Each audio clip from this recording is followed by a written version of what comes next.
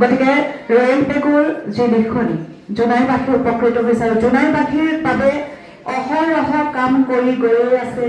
গতিকে ৰয়েল বেগৰ যি লিখনি জোনাইবাসী উপকৃত হৈছে আৰু জোনাইবাসীৰ বাবে অহৰহ কাম কৰি গৈয়ে আছে।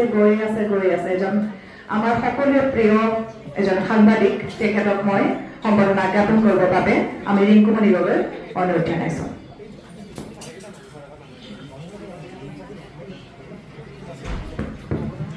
তেখেতকো মই চমুকৈ সন্মান কৰিবৰ বাবে অনুৰোধ জনাইছোঁ। সকলোৱে মোৰ আন্তৰিক শ্ৰদ্ধা নিবেদন কৰিছোঁ।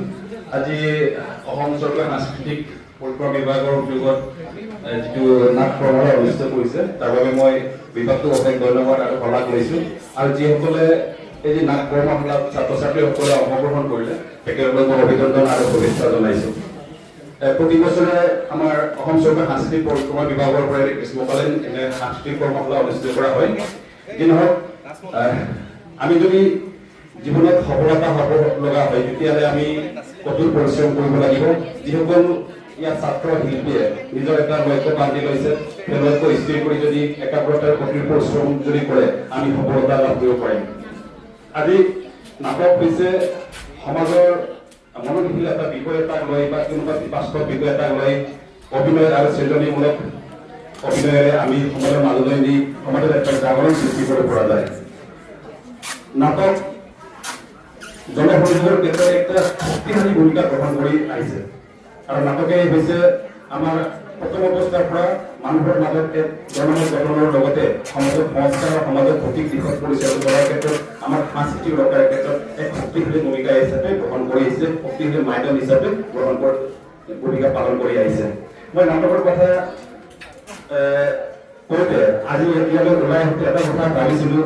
মই কলেজত পঢ়ি থাকোঁতে এটা নাটক কৰিছিলোঁ, ইংলিছৰ নাটক গণশত্ৰু। এই গণশত্ৰুৰ কথা মই ভাবি আহিছিলোঁ। আজি সমাজখন আৰু গণশত্ৰুৰ নাটকৰ ক্ষেত্ৰত কিছু সামঞ্জস্য আছে। গণশত্ৰুত ডক্টৰ স্কটহোমে দুটা বস্তু আৱিষ্কাৰ কৰিছিলে। এটা বস্তুটো হৈছে যে নগৰপালিকাৰ যিটো পানী পাইপেদি যিটো ৰাইজক পানী যোগান ধৰা হয় বিশুদ্ধ কোম্পানীৰ নামত, সেই খোৱা পানীত বীজাণু আছিল, সেই বস্তুটো আৱিষ্কাৰ কৰে। কিন্তু সেই বস্তুটো আৱিষ্কাৰ কৰাৰ পিছত, বীজাণুৰ আৱিষ্কাৰ কৰাৰ পিছত নগৰপালিকাই তেখেতক বিভিন্ন ধৰণৰ হাৰাশাস্তি কৰিছিল। তেখেতে আৱিষ্কাৰৰ কাৰণে উপলব্ধ কৰিছিল, তাক অকলশৰীয়া কৰি তুলিছিল সত্য আৱিষ্কাৰ কৰাৰ বাবে। তাৰপিছত সি এদিনাখন মৰ্ম হৈ থাকোঁতে এদিনাখন সি এটা আৱিষ্কাৰ কৰিছিল। ইয়াত আৱিষ্কাৰ হৈছিলে সত্য অন্য মেধাৱী নাগালে দেখোন খালি খালি হৈ থাকিব, বাইদেউ এটা ঐনিতম জ্বলিব।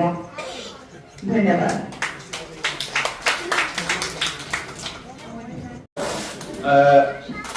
ডক্টৰ স্কটহোমে নগৰপালিকাৰ যিটো পানীৰ পাইপত বীজাণু আৱিষ্কাৰ কৰাৰ পিছত এগৰীয়া কৰাৰ পিছত তেখেতে আৰু এটা বস্তু আৱিষ্কাৰ কৰিছিলে।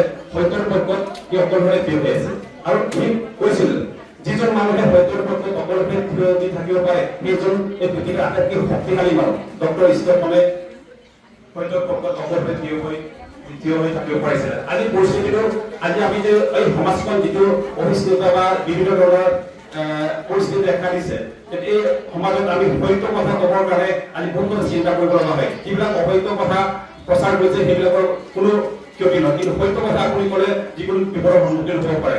সেইটো কাৰণে মই ভাবোঁ নাটকৰ জৰিয়তে মানুহে যিটো কথা ক'ব নোৱাৰে, ব্যক্তি বিশেষে যিটো কথা ক'ব নোৱাৰে, এই সত্যৰ কথাখিনি ক'ব নোৱাৰে, এই সত্যবোৰ নাটকৰ জৰিয়তে আমি নতুন প্ৰজন্ম সমাজলৈ নিব লাগিব আৰু সমাজখনক আমি এখন বাস্তৱ ছবি দেখাই সমাজখনক সঠিক দিশত আমি পৰিচালনা কৰি সমাজখনক সংস্কাৰ কৰি সমাজখনক আমি পথ নিৰ্দেশনা দি সমাজখনক আমি আগুৱাই যাব লাগিব।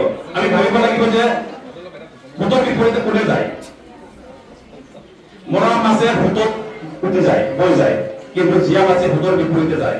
যাৰ স্বাভিমান আছে, যাৰ জ্ঞান আছে, যাৰ শিক্ষা আছে, যাৰ প্ৰতিভা আছে, সেইটো সদায় ভূতৰ বিপৰীতে গৈ সমাজখনক সঠিক পথ নিৰ্দেশনা দি সমাজখনক সংস্কাৰৰ বাবে সমাজখনক আগুৱাই দিয়াৰ বাবে নাটকৰ মাজেদি বা তেখেতৰ কলমৰ মাজেদি বা শিল্পীৰ গীতৰ মাজেদি যাব। সেইটো কাৰণে মই বিশেষকৈ আজি ইয়াত নাটকৰ যিটো প্ৰশিক্ষণ গ্ৰহণ কৰিলে উপস্থিত সকলো ছাত্ৰ ছাত্ৰীকে মই বিনম্ৰ আহ্বান জনাম, আপোনালোকে নিজৰ লক্ষ্য স্থিৰ কৰক আৰু সফলতাৰ চাবিকাঠিটো হৈছে একাগ্ৰতা আৰু কঠোৰ পৰিশ্ৰম। জীৱনৰ সফলতাৰ কোনো চমুপথ নাই, কঠোৰ পৰিশ্ৰমী জীৱনৰ একমাত্ৰ চাবিকাঠি।